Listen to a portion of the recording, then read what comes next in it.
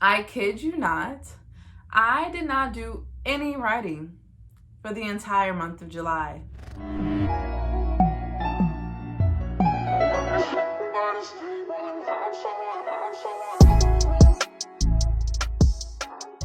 Hello everyone.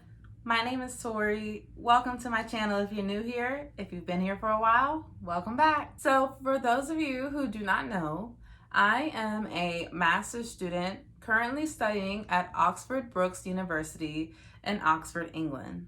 Although I am not in Oxford, England right now, but that is because I am working on my dissertation independently. So that means that I am not going to classes and I'm done with teaching for my master's degree. During this last summertime term, I am responsible for writing 20,000 words for a dissertation that is due at the end of September. I just meet with my supervisor, let's say every few weeks, to just touch base on my progress and to make sure I'm going in the right direction. So I will admit, this independent style working has been quite difficult for me for numerous reasons. For one, I just moved to a brand new city about a month ago, so I've been trying to adjust to that. And that includes finding jobs and just getting into a new routine and habit in a new location. That alone is stressful and requires a lot of your time and attention. Also, I do not have any dedicated workspaces here in my new place. We have 2 bedrooms, but one is a guest bedroom, as you see, and then the main bedroom. So we don't really have like an office space. There are no desks for me to sit down and write. That is something else that I've had to adjust to. In Oxford, when I was staying in my studio, I had a full desk. I also had a library on campus that was easily accessible to me that I would use quite often that I do not have access to anymore, obviously. So just a mix of things and just trying to find the motivation. I kid you not, I did not do any writing for the entire month of July. I did not write anything. And it's not that I didn't want to, because I really wanted to. This may be difficult for me to explain to you guys, but I want you to understand what exactly I've been dealing with. There's this one part of me that has so much drive and desire to do really well, to be successful, to do my best job. And then there's this other part of me that really felt like I needed rest and I needed to recuperate and I needed to adjust to this new change in my life, new environment, all of those things. So these are 2 conflicting sides of me. And this side over here, the lazy side, yeah, that side took over. That side took over. And then this side is just in the back of my head, like, you need to be writing. You should be writing. And really, all this side did was give me anxiety, to be honest. It was like I enjoyed resting. I enjoyed literally just taking each day by day, not working, getting in tune with myself and getting accustomed to my new environment. Like, I really enjoyed that. I'm not gonna lie to you. It felt great. I needed that break. I really did need that break. But like I said, there was this other part of me that just knows, like, the longer you go without writing, the more work you're gonna have to do in the end. But guys, this was a vicious cycle that was very difficult for me to break. I've never felt like this besides this school year. This last academic school year has been extremely difficult for me to stay focused, being that teaching is online, some things were online, I was in different time zones at different parts. If you guys are new here to my channel, I encourage you to go check out my journey thus far and how I ended up here in Virginia during the course of this entire master's degree. But this degree, I have had the least amount of motivation and drive that I have had in my entire academic life.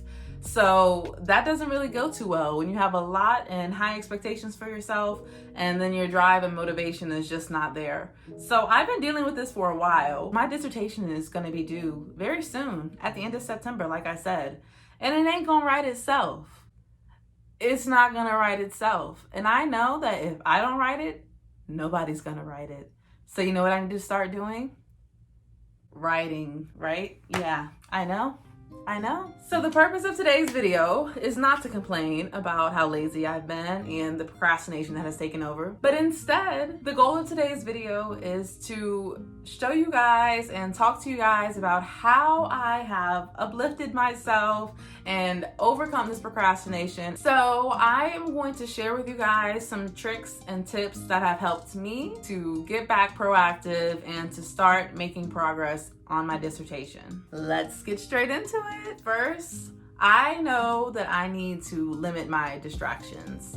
If I'm going to be working from home and I don't have a dedicated workspace, that means I have to do my very best to set up my living room, my impromptu workspace, and make it as productive as possible. So for me, this means turning off the television, putting the remote control far away so you're not tempted to turn the TV on, as well as your cell phone. Put that far away too. Literally put it in a drawer or something, like somewhere that you're not going to be tempted to pick it up and check it every 2 minutes, because that will happen. We know how easy it is to just pick up the phone and get on Instagram when you're supposed to be typing 20,000 words. My next bit of advice is to set the environment. Again, I am turning a living room into a study/workspace. So you need to set the environment that is conducive to your work. So for me, this involves playing study music. I love to just find study playlists or live study music online through YouTube. Sometimes I listen to lo-fi hip hop. Sometimes I listen to jazz. And sometimes I just listen to high frequency music that is supposed to help increase focus. So setting the tone, getting some music playing before I even sit down to write just sets that environment for a productive workspace. I also may light a candle just to get some nice scents flowing, open some blinds, get some light into the room, a lot of natural light, as much natural light as possible. So open those blinds, get some light flowing. You might even need to turn on one of the artificial bigger lights that's in your room just to make sure that the workspace is bright and you're not tempted to fall asleep because it's dark and dreary. Setting the environment also involves decluttering your workspace, making sure that you have all that you need: pens, pencils, sticky notes, your binder, your laptop, but that's it. Only the things that you will need to do your work should be in your workspace. So get rid of any other distractions that do not need to be there. Declutter your workspace. And I think setting the environment also involves a bit of practical comfort. I say practical because you don't want to have like pillows laid out and blankets to the point where you're going to fall asleep. But you don't want your back hurting, or you don't want to be super cold or super hot while you work. For me, the house is pretty cold, so I like to have a blanket on hand that I can use to cover up my legs when I need to. I like to put a pillow right behind my back, as well as another pillow on my lap so that I can put my laptop on top of it. Again, the table is empty. There is nothing there to distract me other than the things that I need to do my work. And personally, I like to work on the couch rather than working at the table because I feel like I have more support for my back. I also have the space beside me to lay out papers or to move around if I need to. I actually use the couch as like additional workspace in addition to the table that's in front of me. It works for me, but I know some people may need to be working at, a desk or a table, and that's fine. Find what works for you and go with it. So the next step is to review today's goals or today's intentions. Once you have set the environment, gotten rid of your distractions, then it is important to be clear about your goals and intentions for the day so you know what direction you're heading in. This next bit of advice I think is pretty important to reducing burnout and to making sure that you are actively being productive. And this is to break your work down into small spurts. And I think I might have mentioned this in a previous video, but basically you want to set a timer. Let's say you set a timer for 45 minutes. So you are going to set that timer, sit down, and actively work for 45 minutes. Do not touch your phone, do not turn on the TV, do not get up to eat snacks, none of that. You have 45 minutes that is specifically dedicated to you doing work. And then once those 45 minutes are up, give yourself 15 to 30 minutes to take a break. Get up, move around, most definitely, so that your brain is staying active. You're not getting lazy. During this 15-minute break, you're gonna stretch, you're gonna snack, you're gonna check your phone because I know you're itching to do so. And then you're just going to continue this cycle over and over and over again. So 45 minutes of working and then 15 minutes of just relaxing and taking a break. I find that doing this cycle like this not only gets you into a groove, but also creates a little bit of balance to make sure that you're not just sitting at the computer working and staring at a screen for hours on end. You're giving yourself some breaks and time to move around and be active. So the last thing that I want to tell you guys about me overcoming my procrastination, anxiety over the procrastination, the laziness, all of that, I had to get into the right mental space first. That was the most important thing out of all the steps, out of all the tips. Your mental has to be in the right place. You have to be willing and dedicated and disciplined. Essentially, you have to be disciplined. So it took me a good 2 weeks to just get in the right mental. I knew what I needed to do and I knew how I needed to feel and what energy and space I needed to be in, but it didn't happen overnight. I couldn't just overcome this procrastination overnight. Start to ask myself, what's holding me back? What am I afraid of? What's making me not do this work? What are my excuses that I keep throwing up? I keep saying I don't have a workspace. Well, how can I make this a dedicated workspace? So it took me a good 2 weeks to get my mind wrapped around what I needed to do and in the right direction to do what I needed to do. Getting my mind in the right place looked like meditation in the mornings. I looked up guided meditation to overcome procrastination, literally, and I found tons of different videos and resources, and I did a couple different ones each day. The meditation was essential for me to overcome what was holding me back. After meditating, I would just sit with myself in the morning before jumping straight into work. I know that sometimes, we may be tempted to get up in the morning, eat a quick breakfast, and get straight into work.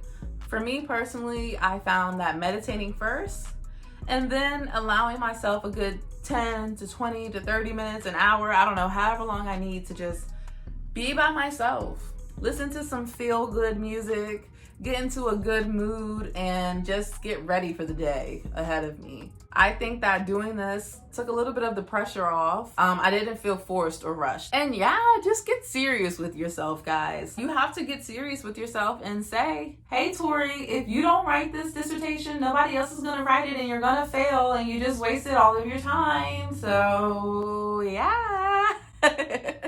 Like, I really had to have some stern talks with myself and say, all right, girl, no more excuses, no more playing around. We're gonna get this dissertation done. We're gonna produce a great dissertation. We're gonna get first class with the highest distinction, honors, all of that. I had to get serious with myself and say, you're capable. You can do this. I am powerful. Everything that I need is within me. I have all the time and energy to do the things that I need to do. Literally throwing affirmations out there of myself, believing in myself, getting serious with myself, and telling myself, you can do this, girl. I've written plenty of essays. And the way that this is, I can, break it up into little, like it's doable. It's doable. I can do it. I have the power to do it. Nobody is holding me back but me. And I had to realize that. And once I realized that, I started to level up, y'all, because I was being my own downfall, essentially. And I had to be honest with myself and tell myself that. I had to look in the mirror and tell myself, you are holding yourself back, and do something about it. So I've done something about it. Once I finish with these other 2 chapters, it's analyzing the data. Once I analyze the data, I'm going to look at the findings, suggest some recommendations, and write a conclusion. So I think I'm right on the cusp of the halfway mark. Hopefully by the end of today, I will be, because I'm about to stop recording and get to work now and follow my own advice. But if you all enjoyed this video, please give me a thumbs up. If you have been struggling with your own procrastination, or if you have your own tips on how to overcome or avoid procrastination and laziness, please drop it down in the comments down below. Don't forget, guys, that when you comment on my videos, you like my videos, you share my videos, you are letting YouTube know that you support this channel, and it spreads to other people who would love to support this channel. So I appreciate you ahead of time. Thank you all so much for watching, and I will see you all in the next one. Bye!